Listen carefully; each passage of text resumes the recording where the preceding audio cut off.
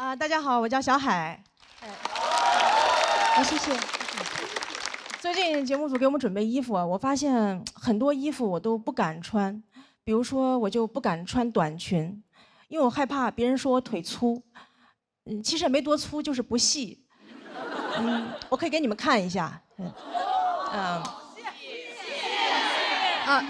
你没看清，你们再看一下。对。你们很善良，好 ，OK，对我从来不敢露腿，所以对我来说，我的腿已经成了我的隐私部位。就对我来说，刚才的表演已经擦边了。有些衣服我不敢穿，有些衣服我不想穿，比如说我就不想穿胸罩，别害怕，我现在穿着呢。我不想穿是因为我前一阵体检得了乳腺结节，医生跟我说穿胸罩不利于血液循环，每天穿的时间最好不要超过8个小时。我说8个小时，谁能下班啊？我不可能上着班儿。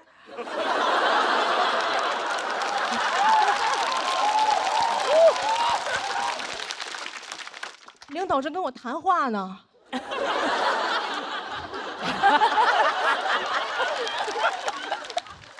我说，哟，8小时了，我的胸罩下班了。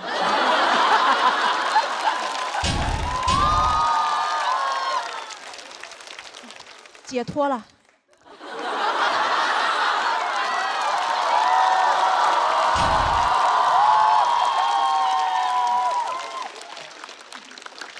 而且夏天穿也很热。对吧？女生知道，几乎所有内衣里边都有一层厚厚的海绵。我夏天出门换衣服的时候，我都觉得有点对不起我的胸，我都想跟他们说，胸大胸二啊。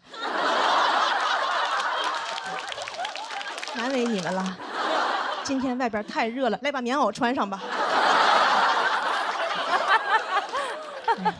除了很热，也很麻烦，有时候晚上出去扔垃圾都得穿胸罩。有一次我觉得真的很麻烦，所以我就干脆戴了个口罩。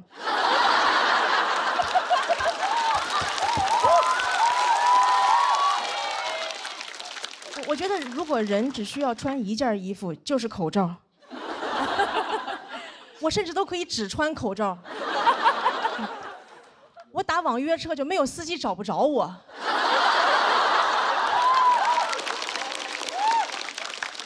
司机说：“你穿的什么衣服呀 ？N95。”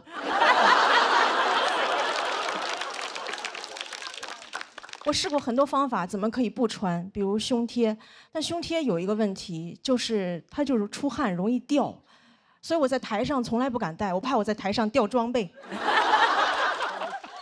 我还得赶紧跪在上面说：“这是我护膝。”胸贴还有一个问题，就是有时候我会过敏。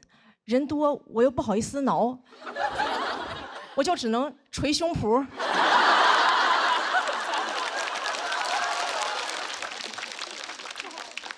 有一次我看中国新说唱，我说 rapper 肯定带了。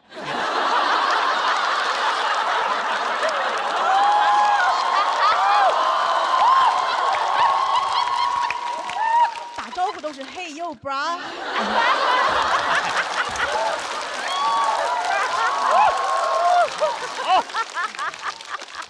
我就特别羡慕有人敢不穿。我之前在网上看到一个女生没有穿，我很佩服她的勇气，但就有人评论她说她这样扰民。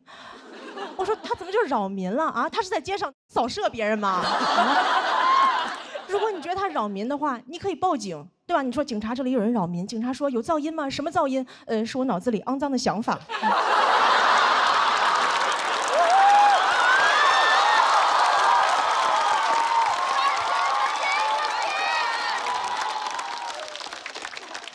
他怎么就扰民了啊？如果不穿内衣扰民的话，那光膀子大爷是不是至少应该判个无期？同样都是不穿，你为啥不去评论一下光膀子大爷？好看，爱看，想谈。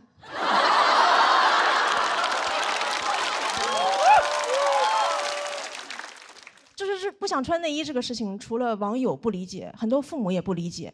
有一次我跟我妈说我不想穿，我妈说正经人哪有不穿的？我当时我都变成那英了，我说这简直就是危言耸听。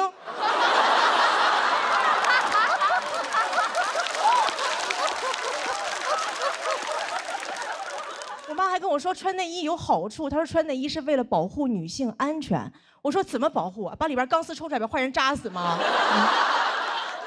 内衣要是能保护女性安全，怎么没有人去庙里求个平安照？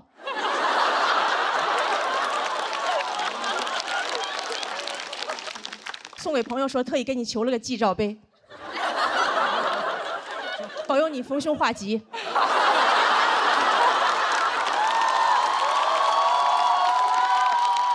记得一定要罩在头上，那才真正的好兆头。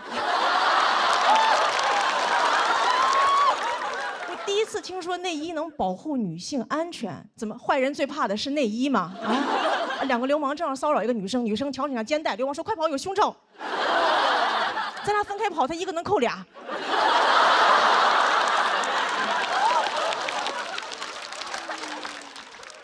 我妈还跟我说穿内衣有好处，可以防止下垂。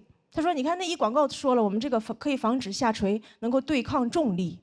我说对抗重力，这么厉害的科技咋不用来发射火箭？回头采访马斯克说您登陆火星的秘密是什么？维多利亚的秘密。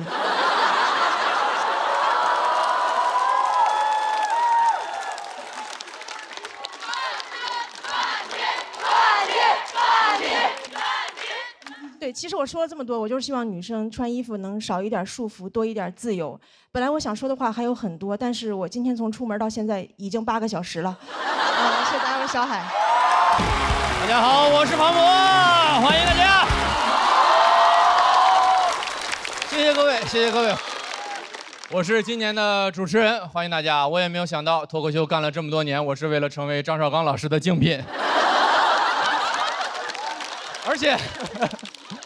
而且你知道，这个工作干时间短了，但是也已经有职业病了，你知道吗？前2天我去一个剧组客串，我进组那天正好主演在杀青，非常感动，流着眼泪捧着花说：“哎呀，谢谢大家。”我说好，3、2、1，请锁票。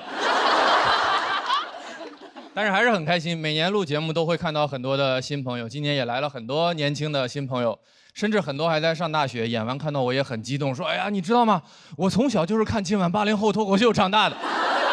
说你们那个节目当时给我缓解了很多很多的压力啊！你说小升初当时那个压力实在是……”我说：“闭嘴吧，闭嘴吧，真的，叫我庞叔。”喜剧的内核不讲礼貌。一会儿你们看吧，几乎每个长得比我还像80后。但是每次看到这些年轻的朋友，我都会想到前段时间有一个采访啊，挺有意思的。他来问我的第一个问题是：你觉得到底什么样的人最后会成为脱口秀演员？我想了很长时间，我觉得脱口秀演员都是一群经常会觉得这个世界有点奇怪的人。我举个例子啊，有一种水果叫猕猴桃啊，也叫奇异果。这个它的英文大家都知道对吧？叫爱奇艺国际版。哎，对，这个灯就是这样用的，谢谢佩森姐姐啊。英文大家都知道吧？叫 kiwi 是吧？我们都生活在上海，这么冷门的英文我们也要假装知道，好不好？叫 kiwi， 但我觉得英文就很奇怪，你想 kiwi Kiwi 叫 kiwi，SIRI 就叫 Siri， 那为什么只有 WIFI 叫 WiFi？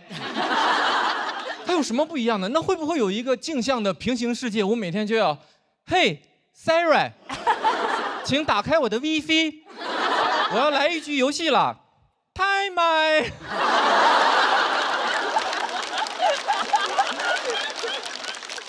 然后那个记者问我的第二个问题是，很多人都说脱口秀是冒犯的艺术，你怎么看待这句话？我也觉得很奇怪。似乎世界上所有的艺术表演里面，只有脱口秀是冒犯的艺术，好像他们其他人都不得罪别人，很神奇。你不会看着看着跳舞，突然间就急眼了，说就你能把脚抬到这儿，对吧？你看听着听着音乐剧，突然就站起来了，你们就不能好好说话吗？更重要的一点是，如果你要冒犯别人，首先你要有力量，对吧？但我觉得笑其实是一件很没有力量的事情。如果笑很有力量，我们在历史上就应该看到很多笑的故事，而不是战争的故事，对吧？《三国演义》就应该是诸葛亮3笑周瑜，诸葛亮笑死王朗，我从未见过如此开不起玩笑之人。王朗说：“完了，今天是要笑不活了。”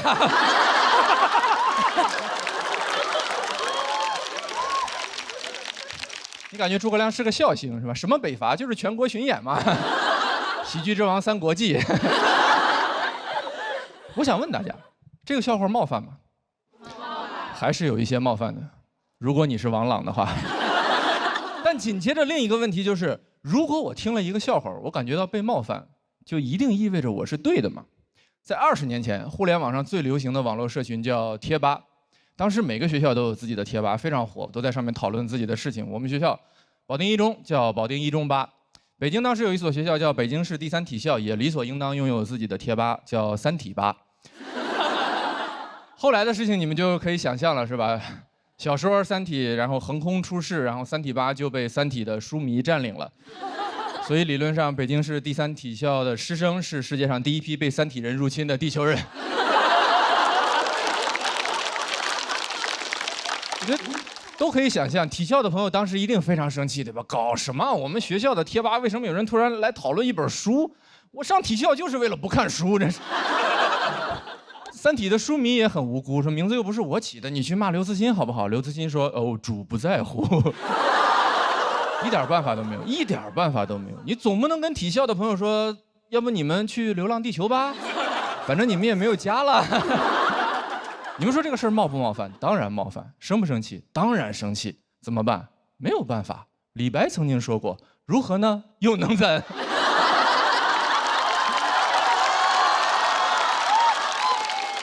所以我觉得，不如笑一笑，不妨就笑一笑，对吧？我甚至建议体校的朋友和三体的书迷，咱们一起去弱智吧。我觉得弱智吧的吧友肯定不在乎，肯定会很欢迎我们。他还会问体校的朋友：“哎，你们为什么不快乐呢 ？happy 起来啊！你们不是黑皮体育生吗？”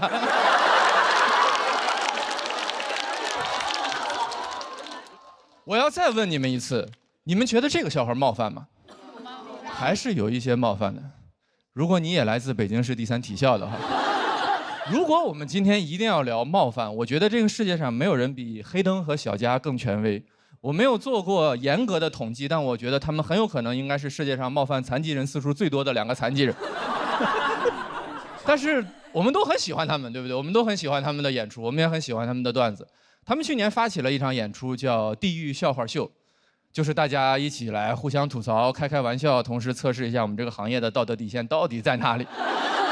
怎么说呢？如果你们根本不认识黑灯跟小佳这2个人的话，这整场演出几乎就是教科书一般的霸凌。你想一想，脱口秀的剧场你们是去过的，200-300个人在一个黑暗的房间里笑话台上2个残疾人，关键是他俩还得跟着笑，干什么？今晚80后脱口秀吗？但是他们请了很多演员朋友来吐槽他们，演员的创作热情也是空前的高涨，没有什么比写这种段子更过瘾的事情了。当时大家有个群，每天都会有人把写好的各种段子丢进来，甚至有人为他们的演出已经写好了开场曲。2个演员，跑不快，一个没有眼睛，一个手在哆嗦。黑灯跑得快。节目的播出尺度不允许我把整首歌唱完，太过分了，太过分了。但你们知道那个群里面从始至终出现过的最冒犯的一条段子，是吐槽小佳的。你们准备好了吗？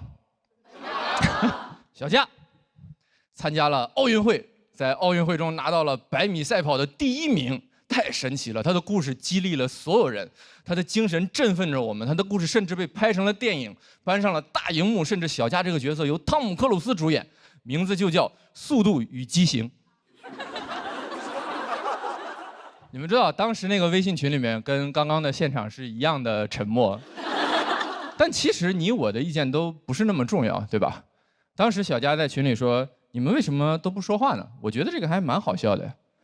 我觉得小佳的回答是可能很多问题最后的答案，就是当事人觉得还蛮好笑的。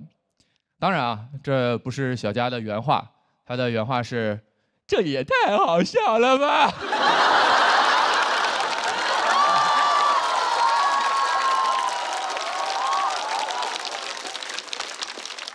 谢谢你们啊！你们笑了，你们鼓掌了，我就不是这个房间里面唯一一个冒犯残疾人的变态了。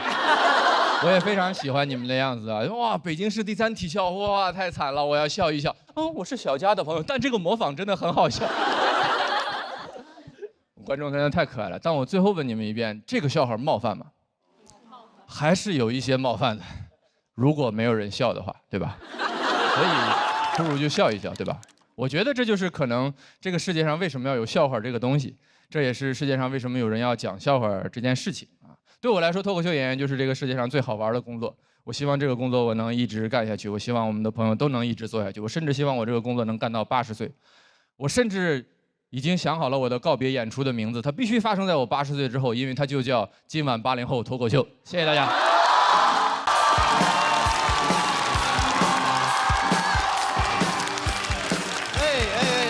谢谢大家，谢谢大家。大家好，我是翟阳年，谢谢。哎呦，给各位分享一个我平时最爱看的那个科技发布会，朋友们，就是每年的那个315晚会，你知道吗？啊，315晚会在我心里是真正的黑科技发布会，黑心棉、黑心肉啊！你知道普通的那种科技发布会已经给不了我惊喜了。你知道手机里每次什么多个摄像头啊，车里多个冰箱没有意思，但你告诉我我穿的内裤里有毒，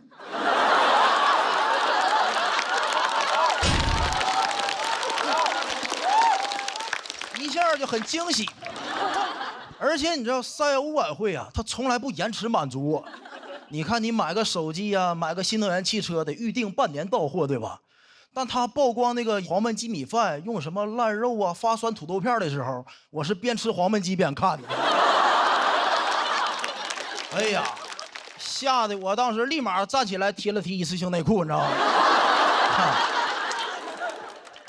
朋友们，真的，我当时看这个曝光的时候，已经吃了3个多月黄焖鸡了，没什么感觉。说明什么问题？朋友们，就人家黑心商家厨艺是真好，你发现没？那记者不说我都不知道，这是强者不抱怨环境啊！你想想，他用最烂的肉、最酸的土豆片做出来的黄焖鸡，一点腥味、酸味都没有。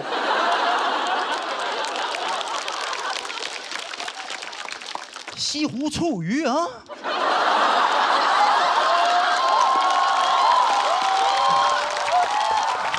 用最新鲜的鱼，最正宗的醋啊！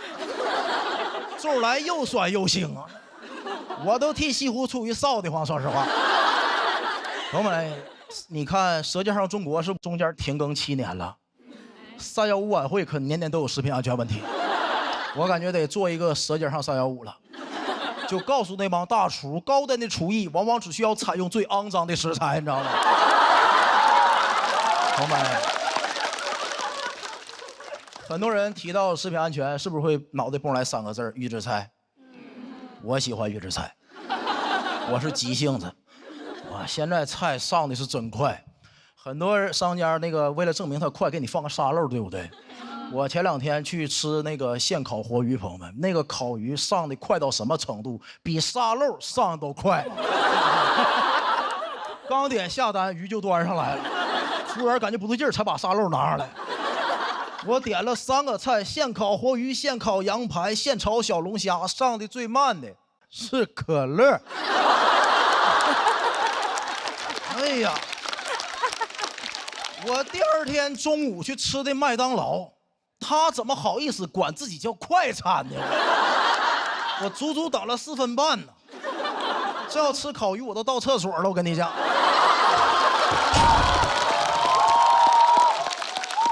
而且他第2点，预制菜有一个特点，我无法拒绝。我是一个中国人，也是一个金牛座，这就导致我是拼某饭的饭圈的脑残粉。我永远忘不了我第一次吃拼某饭那个价格，4块9 25个饺子，4块9 25个，好评返现还返了我9毛啊！如果到店自取还能便宜1块钱，但我放弃了，因为共享单车要1块5，你知道吗？哎，朋友们，也就是说这份饺子的极限价格是3块钱25个，3块钱25个。朋友们，这个老板在我心里慷慨的都有点抠门了。咱还差那3块钱吗？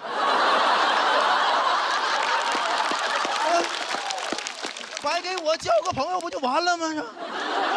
很多人说你不怕这里有什么瘦肉精吗？有什么我都接受它。真的，3块钱25个饺子，我包容他一切。吃出来头发算老板送我周边，你知道吗？哎，能看出来吧？我一点不担心食品安全。为什么？我有充足的理由啊！我小时候吃过苏丹红鸡肉，喝过3聚氰胺南酚。那句话怎么说？就是当你淋过暴雨之后啊，我都不打伞了，真的。我就不怕下雨。说实话，看见今年315曝光那个什么虾仁保水剂放多了，看的时候有点失望啊。那也不够劲儿啊，这玩意儿。那你看保水剂，它起码还算食品添加剂，让放。3聚氰胺苏丹红危险化工用品。苏丹红是做有机染料染色的，3聚氰胺是做装修板材用的。我这身体已经练出来了。就这么说，明天末日来了，我啃墙皮喝机油我都能活下去。你知道朋友们，苏丹红是代谢不了的吗？在我体内都20多年了，我现在体内苏丹红都立了个牌子，我在翟佳宁血液里很想你，你知道吗？哎呀妈，等了20多年了，等来个保水剂，保水剂副作用是什么？骨质疏松，废物。根本看不起他。包括去年曝光那个什么大爷大妈做酸菜时候用脚踩，他那脚都敢吃，我跟你讲。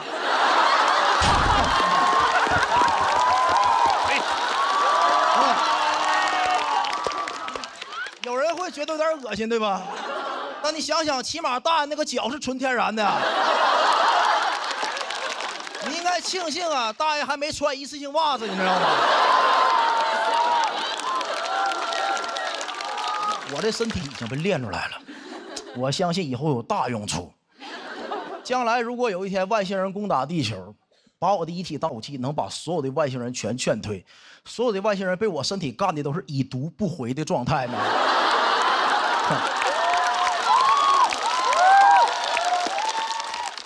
到时候啊，外星把我的身体遗体拿走去研究，什么玩意儿这么厉害啊？化验我的身体里，哇，有这个苏丹红抗体、保水剂抗体、3聚氰胺抗体，哇，难怪这么厉害，这是个真3体人呐，这是个。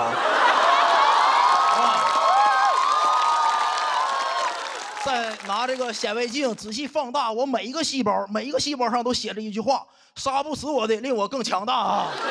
谢谢大家，我是阿哥，谢谢。Hello， 大家好，我叫李卓妍啊。其实翟佳宁跟谁 PK 都有点像在欺负人了，但除了我，因为大家说我是唯一一个看上去比翟佳宁更狠的人。我跟他 PK 算是以暴制暴，但其实我是一个很温柔的人了。但是我确实从小就被狠人包围，特别是小时候，学校那些小混混觉得我长得太拽了，会来堵我，很无辜啊，长相是天生的。有人一出生就在罗马，我一出生就在罗马斗兽场。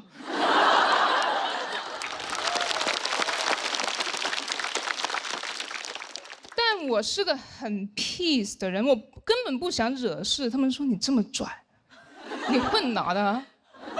我说我混2次元的。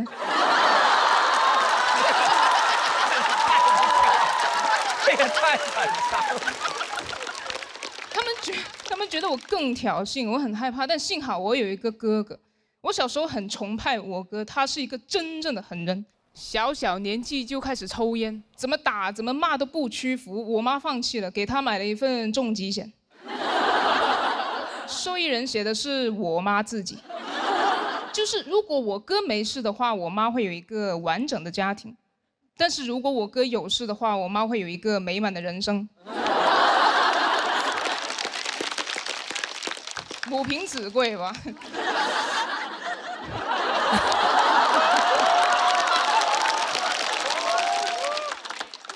我哥还喜欢带着刀出门，然后旷课去 KTV， 家里人不给他钱之后，他找了份兼职，挺适合他的，在 KTV 切果盘。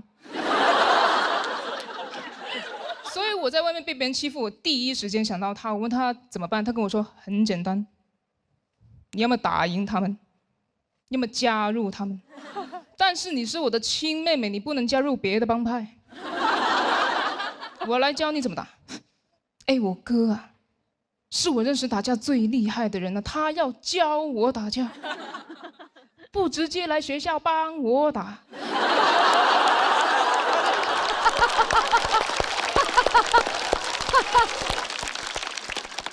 我说哥怎么了？你要上课吗？还？他说你不懂，我不方便亲自出手，你无法想象我经历了什么才走到现在这个地位的，我都不知道在外面是兄弟多还是仇家多。我说在外面应该是警察多吧。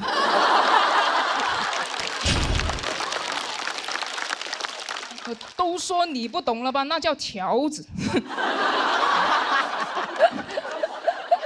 其实我有怀疑过，我哥应该没有他自己说的那么血雨腥风，他可能只是跟风叛逆而已。因为当时很流行一个电影叫做《古惑仔》，我哥在学校组了个帮派，7个人结拜，有6个都说自己是陈浩南。就《古惑仔》有一句很经典的台词，就是铜锣湾只能有1个浩南。我哥学校6个。我问他那还有一个是谁？他说是教父。我说不是同一个体系的吧？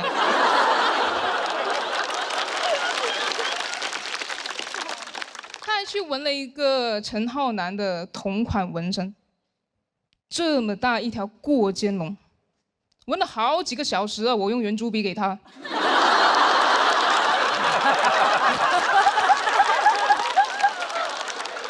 他还不肯在家里纹，大夏天中午拉着我上楼顶。当时阳光晒在他身上，晨光握在我手里。热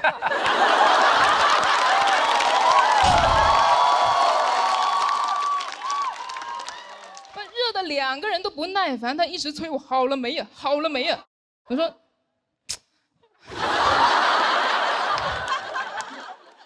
不太确定他是不是真的很会打，但肯定是不太会教哈，因为他采用的教学方式居然是实战训练。老大哥亲自跟我打，哎呦，毫无保留啊！毕生所学全使在我身上。我哥没把我当外人，也没把我当人。训练频率也是看我哥心情哈，一般是2天1练，啊，如果他心情不好就1天2练，蛮有趣的。其实因为他会放着音乐来打嘛，就我很容易能掌握他出招的节奏，就是那首歌一到重音他就会出拳，我按节奏躲就行了。跟玩劲舞团一样的。但是我这辈子最讨厌的一首歌，就是《霍元甲》。这首歌重音太多了，太密集了。嚯，半个8拍出了8拳。唱 K 的时候，别人一点这首歌，我都想哭。我的朋友跟我说，他说啊，这首你也能哭吗？我说你不懂，太痛了。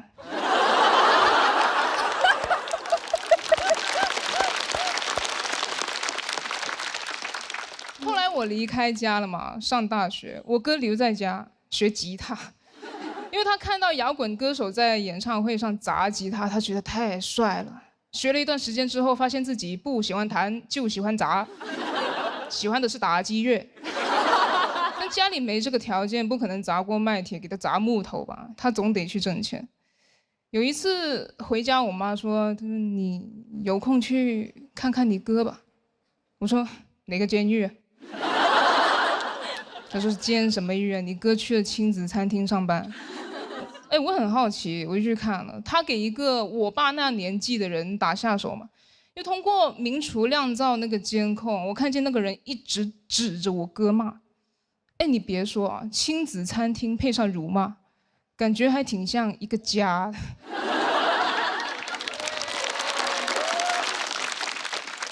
不同的是，以前我哥肯定会顶嘴甚至还手，但现在他只是一直在和面，不停和，嚯！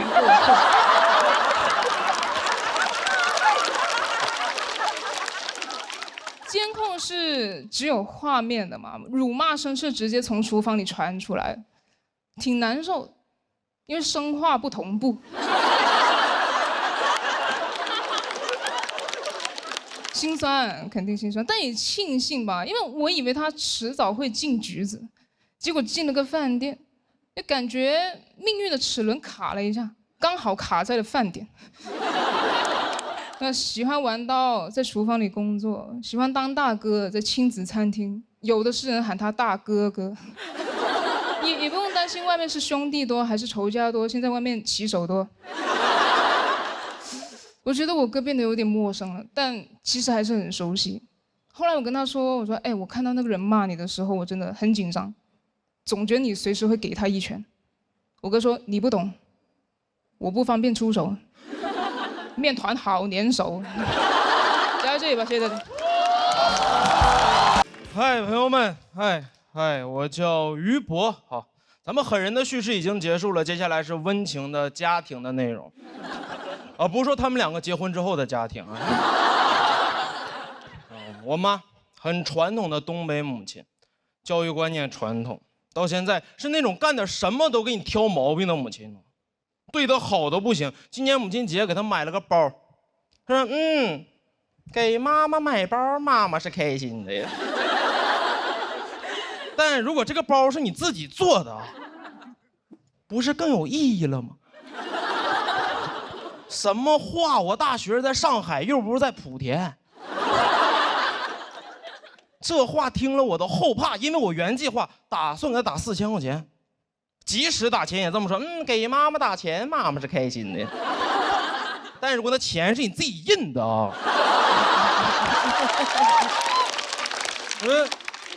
那你就开心不了多长时间了。从小教育观念相对传统，掌控感有点强。2010年左右，每天给我5毛钱。10年5毛，10年，世博会都开完了5毛。然后我说你省着点花。5毛，是当时市面上流通的最小货币单元。他只要省着点就没有花，那叫攒着点花。这都不是每天都有，上学才有。兜里有5毛钱的小孩上学会自卑，5毛上学什么都干不了，5毛上学，我说你都不如少给我2毛，剩3毛我流浪呢。没有，我妈说妈不是不给你钱，妈就是把钱留给以后你去上海大城市买房的。没买。但这句话是小时候拒绝我需求的理由。我说妈妈，我想吃一只鸡，没法。我说肯德基求你，不许吃啊。再给你那个首付吃没了。啥玩意儿？吃只鸡给房子吃没了？吃那啥鸡呀？住房公鸡呀？不是，他就是可能攒1倍的钱付一套首付，说这房子就送你了。我说啊，那房贷呢？有人这么送礼吗？哥们23岁在上海还房贷，我必还不上，我必当老赖，我必赖，让我今天还房贷就花我前23年的毕生积蓄，还1个月。然后第2月在房子里饿死。这是一套纯手工凶宅。我妈原话：哎呦，房子越早买越好。我说真事儿吗？那你要不10岁给我买吧，每天还5毛钱。我确实有想过，我想当10岁的老赖，因为10岁老赖帅。23岁老赖就是社会的边缘分子，但你切记，10岁老赖没有人当过。10岁呀，同学们幼稚至极，体育课，哎，我当迪迦的召唤者，我往那一站就是失信的执行人。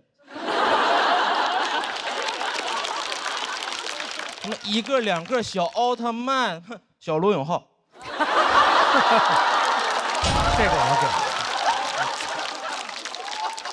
和那同学就玩不到一块儿去啊！班级60个小孩去春游，就哥们儿一个人坐不了高铁。我妈很喜欢给自己的教育方式就扣一个帽子，叫很流行现在吃苦教育。妈是希望你把好日子留在后边，吃得苦中苦，方为人上人。哎呦，这句话说实话，我现在有点不理解，因为我妈好像也不是这个观念。真的吃过苦的人不认同这个，谁吃过苦？我姥。当年河南自然灾害之后闯关东逃难来的黑龙江啊，这一路上吃尽了人间疾苦，对吗？他成为人上人了吗？他成为了一个东北人，他那脑子里就没有成为人上人的念头，只有一个纳乌克热说你飘向北方。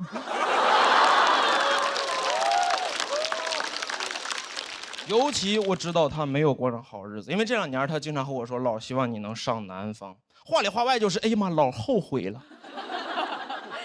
当年呢走过了。”那帮的狡猾的人上人在北京就已经下车了。我能理解我妈，上一代希望下一代能替他们完成他们年轻未尽的遗憾。我问过我妈啊，你遗憾什么？她说：“哎呦，很遗憾当年家人没有给我买房，很遗憾当年没有考上研究生。”我说：“妈妈，你中专毕业考不了研究生。”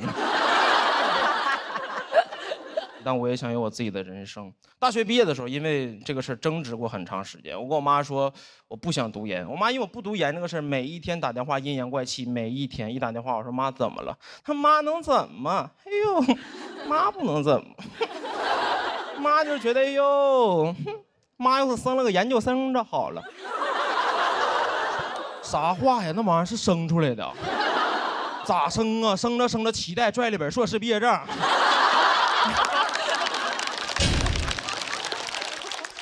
他那理论都有点变态。这么说你现在还行啊，985本科还够用，但妈告诉你不用多5年，5年之后这个世界上所有没有研究生学历的人啊，都将被淘汰。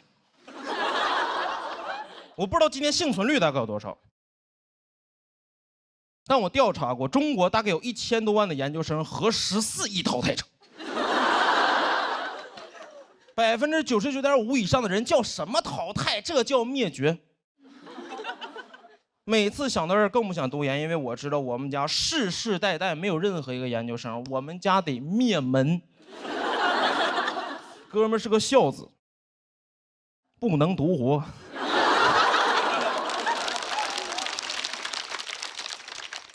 当我后来很坦诚，我和妈说是真的，妈妈，我真的受不了高压的应试教育，真让我读研我坚持不住，一定在第3年受不了，我直接我就自杀了。第3年之后见着我就。我妈在这，妈第3年是谁？那就只能读2年半的专硕了。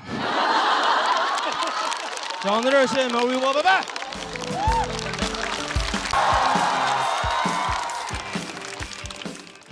哎，你们好，你们好，你们好，我叫徐指导啊。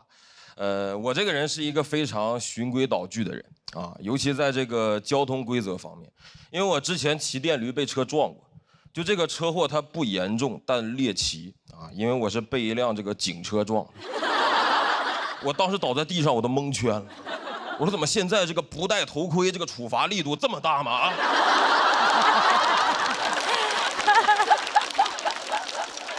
就你们都开始就地正法了是吧？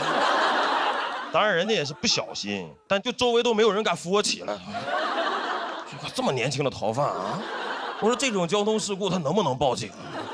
咱别打个电话，他手机响了，我没敢报警，他把我抱上了警车，为了送我去医院啊，那个场面真的很诡异，我这边耳朵着地，摔的是血肉模糊，就那个画面，黑猫警长带着一只耳走了，你们见过？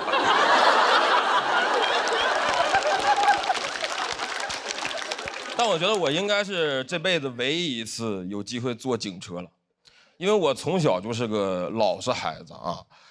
就阿烟他哥那种打架的事情，我从小到大啊只参与过1次，是被人骗去的。当时中学周末补习班下课，有个同学喊我一块儿去吃饭，我一下车发现10几个那种流氓混混就把我俩给包围了，我才明白这孙子是骗我过来帮他打架的，就很过分，让人没吃饭干体力活。我看那10几个彪形大汉，我说我这今天虽然吃不了，但好像要兜着走了啊。但我最生气的是对面10几个小混混，他就骗过来我一个人，这就意味着他的胜算不会增加1点，但是等会儿他的痛苦可以减少1半。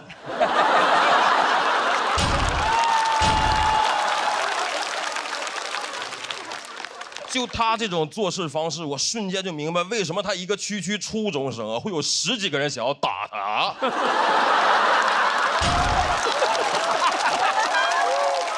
我在下车的第3秒就想背叛他，我想跟对面说，你们要的这个人我给你们带来了。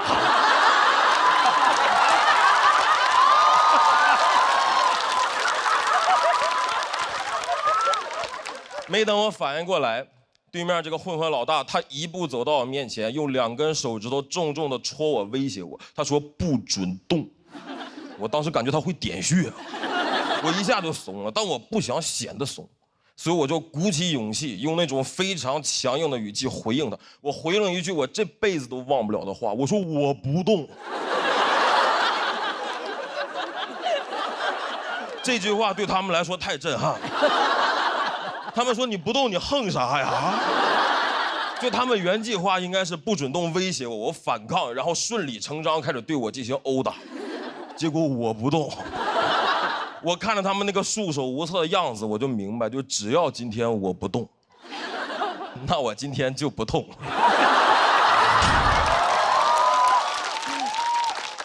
但骗我来那个同伴，跟我性格不太一样。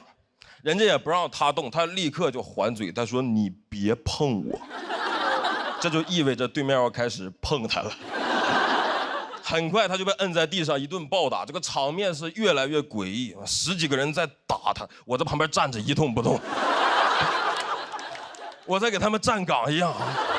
我俩组成了一种很高级的投降方法，就是他挨打我替他立正。就我俩这个状态，旁边但凡再过来个路人，都得觉得，哎呦，这小伙子挺勇敢啊，就看热闹敢站这么近啊。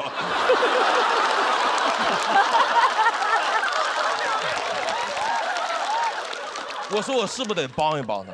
但我发现以我的能力和胆量，我能给他提供的最大帮助，就是给他提供点眼神支持。我的眼神里是有语言的，我说这个加油啊，这个忍咱就不疼了。我甚至不敢说出来，因为我不知道这个嘴动它算不算动。打了足足2分多钟，他们都快打不动了。我那个同学被打的都快不动了，而我雷打不动。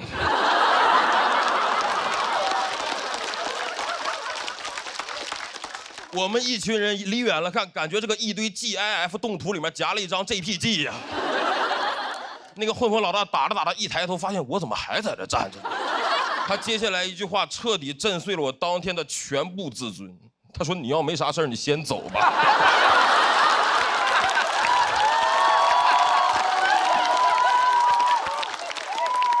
各位，就这句话，他在群架里面很难出现的呀。它代表着对你懦弱的肯定，他坚信你留下来什么用都没有。这句话打到脸上太屈辱了。你要没啥事儿，你先走吧。虽然我听完确实走了。但那个感受很真实，我那天到家就2个感受，就是屈辱啊，但是不痛。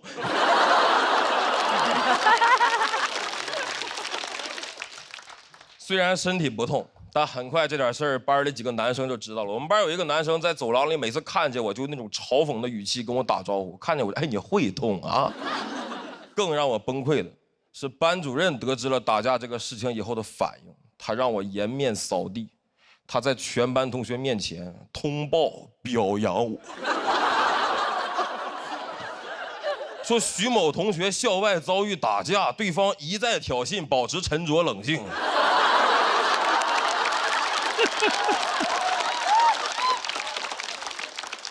我获得了一个新的外号，我同桌从此喊我一战到底。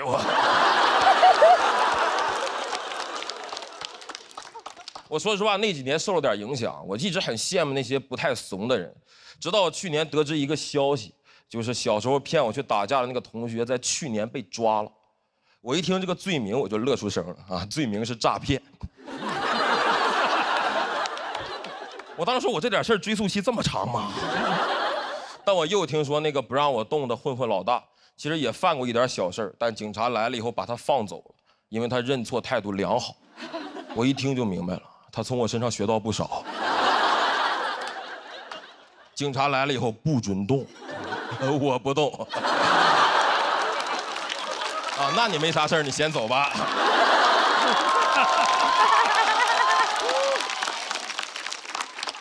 我觉得相比之下，我是不是过得太平稳了一点？我在那个最中二、最容易因为男子气概上头的年纪，我在打架里面选择了充分发挥自己的这个主观不能动性啊。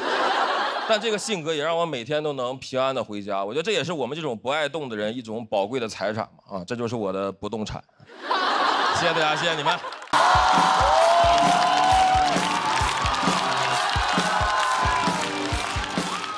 大家好，我是刘润成，非常开心看到大家，谢谢大家。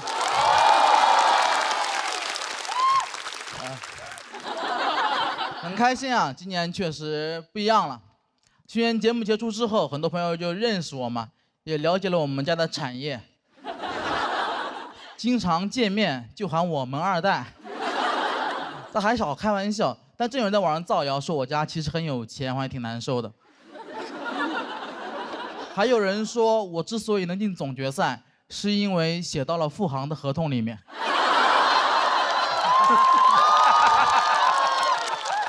辟谣啊，没有什么背景，也没什么资源，小时候家里穷的还算是公开透明。当时我们住在店里面，说是店，其实就是一个街边的车库，完全密闭的空间，只有一个卷帘门。这就导致我从小就不相信圣诞老人会来我家，因为我觉得他应该做不到静悄悄地进入我家。就那个卷帘门呐，那玩意儿一拉，全小区都醒了，全小区都知道我们家穷的叮当哐啷哐啷哐啷哐啷哐啷响。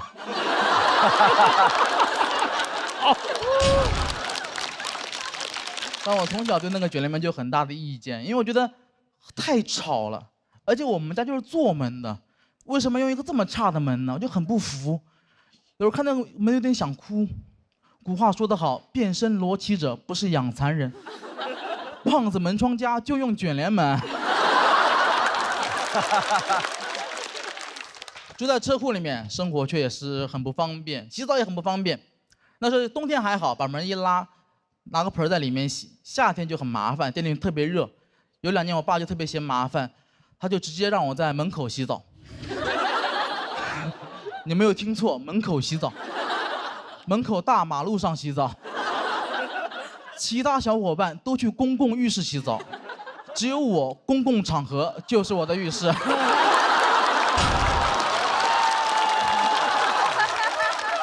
但那会儿实在太小了，没什么羞耻感，也完全不在乎别人的眼光，完全不在乎别人的眼光。我都没注意那有个探头。我是洗干净了，电子眼越来越脏，天网恢恢，我全漏了。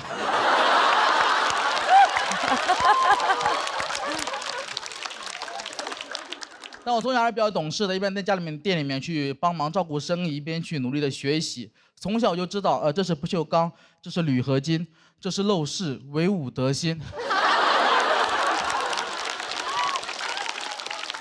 米兰昆德拉有一本书叫《生活在别处》，我童年也是一本书《生活在车库》，所以我就很想住在很高的地方，那是我的梦想。等我真有条件之后，前2年还没上节目，赚了一些钱，有工作了，我就想住高一点。我住在上海静安区的一个老房的7楼，可以便宜一点，演出方便一点。大家如果了解会知道，其实法律规定啊，一个房子没有电梯的话，只能修到6楼，但我住在7楼。严格来说，那段时间我住在法外之地。那开发商很幽默，他没有解决这个问题，他换了个说法，他说我们那个1楼是0楼，2楼是1楼，他说我住在6楼。我说你这个太厉害了，你不解决问题，你改变定义呀。感觉小时候考试呢，问你什么饭店离小明200米，小明每分钟走50米，问你需要几分钟，你回答小明不去了。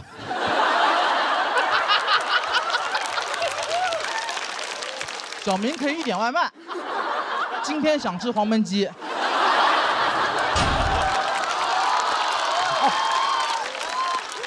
再配上一瓶乐宝啤酒，小明不再思考，今天只想玩好，放开玩 ，Why not？ 小明吃饱喝好，乐宝。老房子卫生间也特别小，只有1.4个平方，我很不习惯。要知道我小时候，那都是400多个平方，1.4个平方卫生间太小了。你们知道1.4个平方卫生间什么概念吗？就是我很难在里面摔死。是啊。有一次我在里面洗澡，脚一滑往后一倒，闭上一瞬间，我以为会倒地上流一地的血，睁开眼发现自己就这么卡墙上，整个人什么事儿都没有，一点伤都没有，全都是泡沫。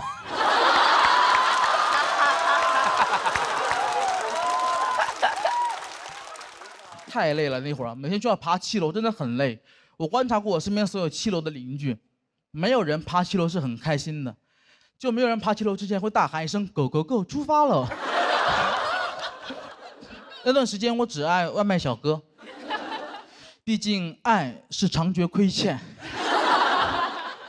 我那时候点外卖，主动把门打开，在门口等他，不舍得让他敲门，怕他没有力气。也怕他砸门的时候太有力气，然后我就发现，没有一个小哥可以做到无言独上7楼。他们话总是特别多，骂得我不敢下楼。一个人在寂寞梧桐区深院锁清秋。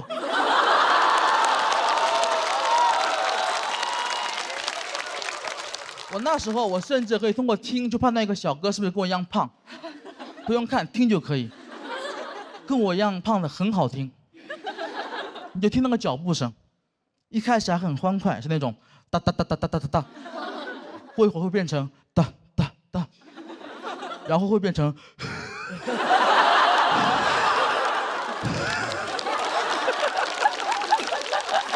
啊，一般这时候我手机就响了。我就听到小哥跟我说：“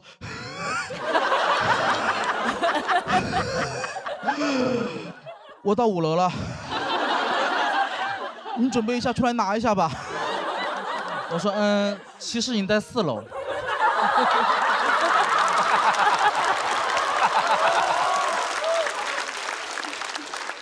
你以为你在第5层，其实你在第4层，加油，再上2层楼。去年节目结束之后，我生活真的变好了很多，所以我终于完成了童年的梦想。我现在住在20楼，有电梯。这是上海吗？你们在干嘛？但我真的很开心，真的住得很高的地方，而且我们家现在卫生间也很宽敞，所以为了弥补我童年的遗憾，我现在每天洗5次澡，怕忘了在床头刻了一个早字。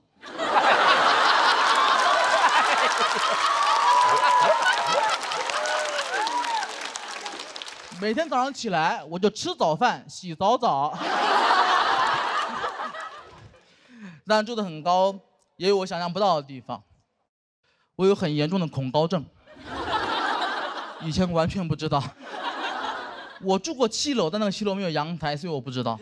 我现在每天晒衣服，那个腿抖的呀，衣服还没挂上去就干了，很讽刺。我觉得住上高楼才发现自己恐高。感觉就像屠龙勇士屠完恶龙，才发现比起公主，他更想保护动物。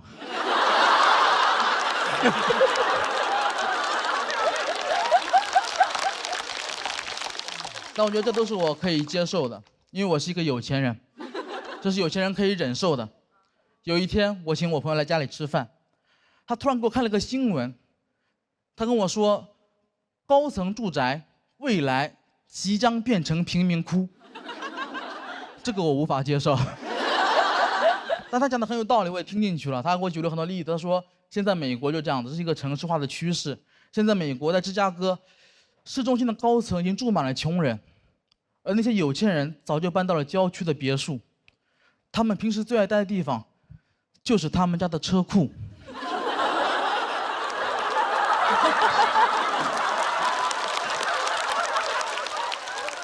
我被资本主义做局了。那一刻，说实话，真的还挺想哭的。我才发现，原来我在哪里哭，哪里就是贫民窟。就这样，我是刘文成，拜拜。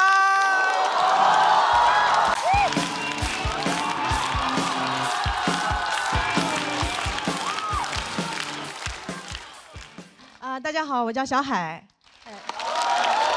谢谢。最近节目组给我们准备衣服啊，我发现很多衣服我都不敢穿，比如说我就不敢穿短裙，因为我害怕别人说我腿粗。其实也没多粗，就是不细。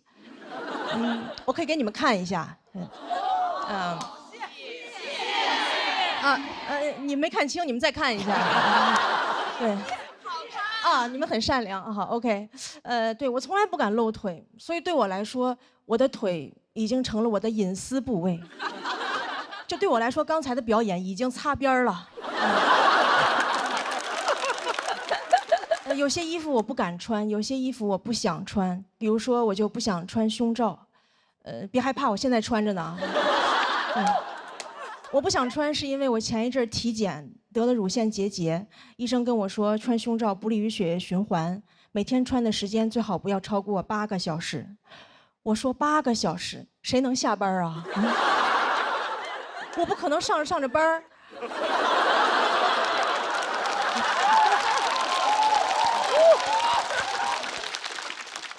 领导正跟我谈话呢。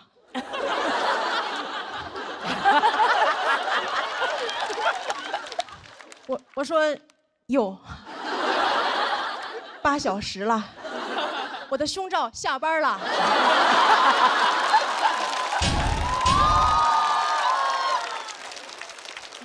解脱了。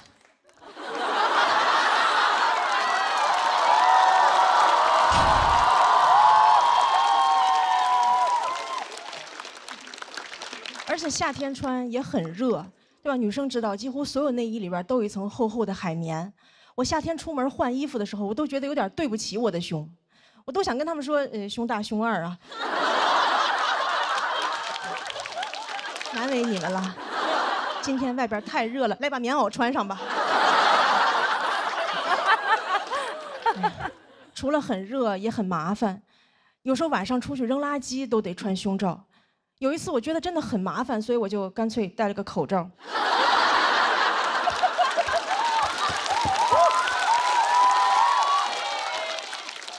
我觉得如果人只需要穿一件衣服，就是口罩。我甚至都可以只穿口罩。我打网约车就没有司机找不着我。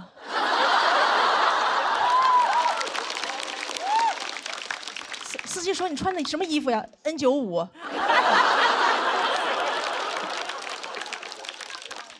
我试过很多方法，怎么可以不穿？比如胸贴，但胸贴有一个问题，就是它就是出汗容易掉，所以我在台上从来不敢戴，我怕我在台上掉装备。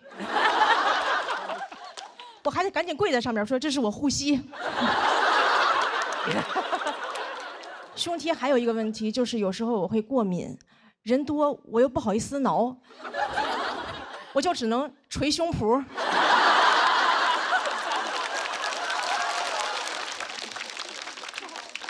有一次我看中国新说唱，我说 rapper 肯定带了。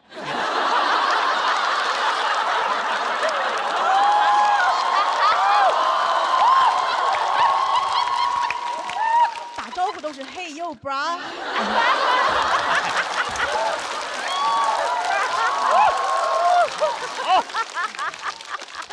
我就特别羡慕有人敢不穿。我之前在网上看到一个女生没有穿，我很佩服她的勇气，但就有人评论她说她这样扰民。我说她怎么就扰民了啊？她是在街上扫射别人吗？如果你觉得她扰民的话，你可以报警，对吧？你说警察这里有人扰民，警察说有噪音吗？什么噪音？是我脑子里肮脏的想法。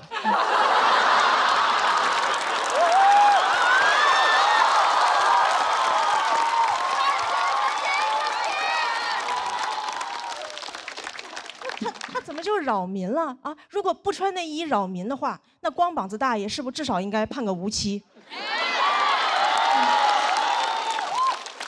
同样都是不穿，你为啥不去评论一下光膀子大爷？好看，爱看，想谈。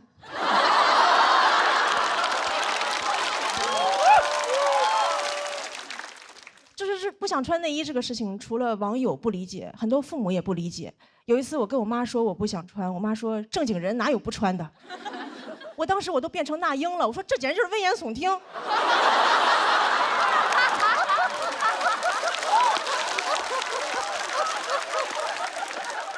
我妈还跟我说穿内衣有好处，她说穿内衣是为了保护女性安全。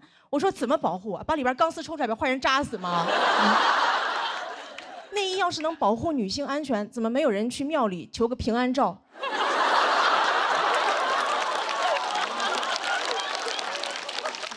送给朋友说特意给你求了个祭照碑，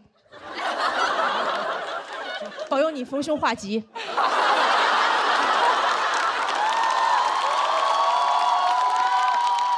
记得一定要罩在头上，那才真正的好兆头。第一次听说内衣能保护女性安全，怎么坏人最怕的是内衣吗？啊，两个流氓正要骚扰一个女生，女生挑起下肩带，流氓说快跑，有胸罩。咱俩分开跑，他一个能扣俩。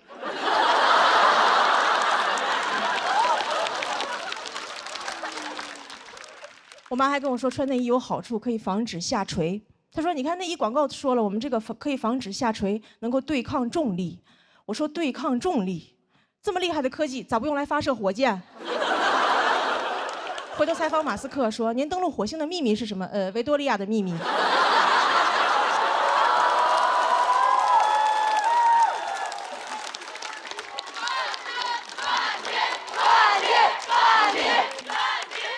对，其实我说了这么多，我就是希望女生穿衣服能少一点束缚，多一点自由。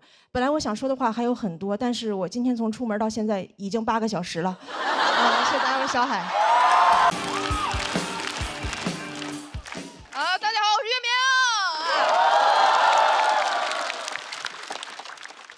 你知道你们刚才喊冠军的时候我多崩溃吗？你们笑得越大声，我越笑不出来。我说实话，我选他们俩啊，单纯就是因为我这个人太容易相信别人了。他们一个天天在朋友圈焦虑，一个天天跟我说我稿子不行，我稿子不行。我感觉我都信了，就我信了。他不是稿子不行，是我脑子不行。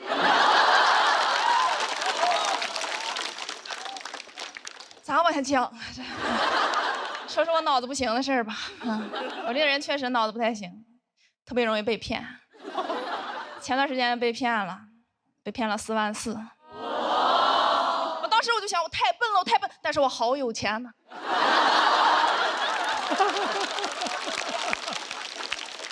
太有钱，4万多啥没干，就换这么一套段子。所以大家不用同情我，不用太悲伤，就笑。你们不笑，我回不了本儿。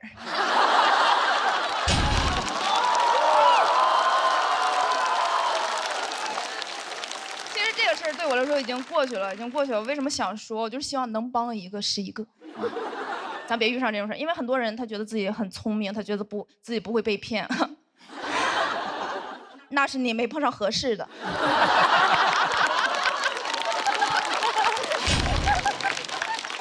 你要碰到自己的真命骗子，哎呦我的天哪！咔咔给人打钱，太上头。我就是碰到真命骗子了。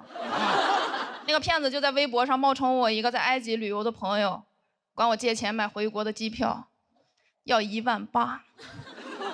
我真去查了，真是1万8。他没有骗我，所以二话没说就把钱给他打过去了。我还跟他说，我说赶紧抢，特价票不好抢。结果过了一会儿，他管我要第二笔钱要2万6。我说你不会被骗了吧？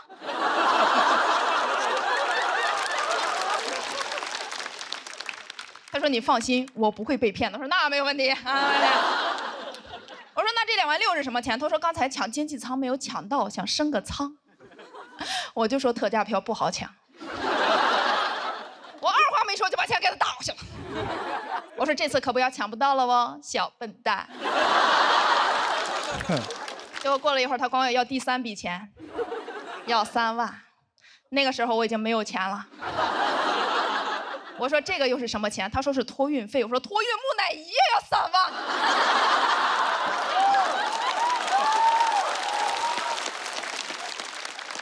我后来想，木乃伊可能是埃及的土特产，所以二话没说，我就去借钱了啊！我就去找我们共同朋友借钱。共同朋友说你被骗了，你赶紧打电话报警吧。我说打电话报警，他们能借我3万吗？啊，开玩笑，开玩笑，报警了。报警之后，说实话，挺难受的，挺难受，心里不得劲儿，感觉很委屈。我就想让我妈安慰我一下，我就给我妈打电话。电话一通我就绷不住，我开始哭。我妈说：“你说话啊！”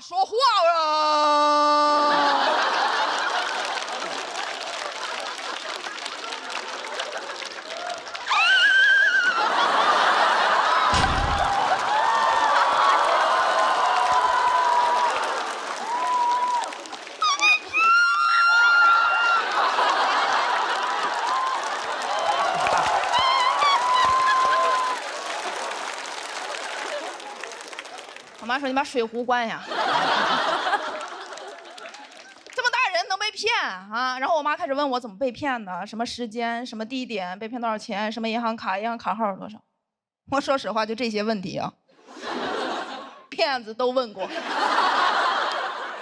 到后面我都怀疑她是不是我的妈妈。我说：“你给我打200块钱。”她说：“你滚！”是我妈，是我妈啊。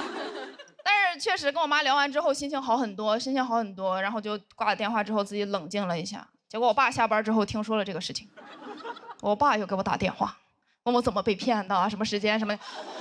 我觉得我爸是关心我的，所以我跟我爸又说了一遍。然后我老舅又给我打电话，我说老舅，你现在就把这个电话给我挂了，我现在就在家族群里开一个群通话。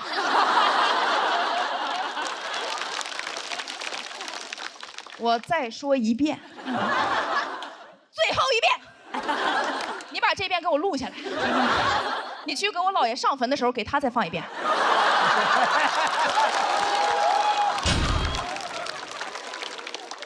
哎，说实话，感觉自己被骗完一次之后，感觉成电信诈骗的 VIP 客户了。他们有什么骗术都得让我体验一下。我每次接陌生电话，不是法院的传票，就淘宝退货，要不各种白条、机场改签，全是诈骗，全是诈骗。所以我对陌生电话非常抵触。我有次接到一个陌生电话，就4个字儿：陌生电话，都给我气笑了。我说你们就我一个受害者吗？啊，可着我一只羊薅啊，薅秃了，我很生气，我接起来我要骂他。我说喂，他说哎你好，我说干嘛？干嘛？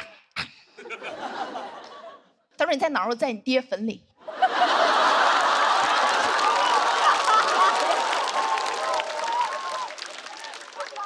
来，我弄死你！来，他说妈，那你这外卖给放哪儿？对不起啊。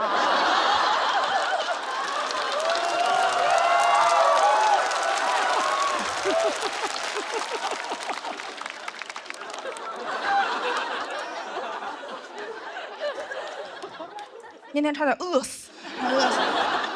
但是不能赖我，那段时间确实精神状态不太好，有点抑郁了。因为你看我被骗，我帮别人被骗呢，我3观都毁了，天天让我助人为乐，乐不出来，天天在家以泪洗面，说为什么好人没好报，为什么帮助别人受伤的是我，再不当好人了，我要当坏人，我以后我就随地大小便，随地吐痰，不给老人让座，坏死他们。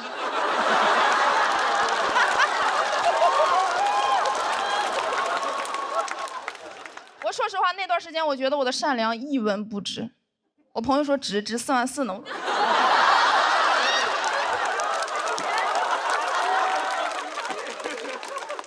当然，我说这个事情也是希望大家以我为戒啊，但是不要可着我一个人戒好吗？谢谢大家。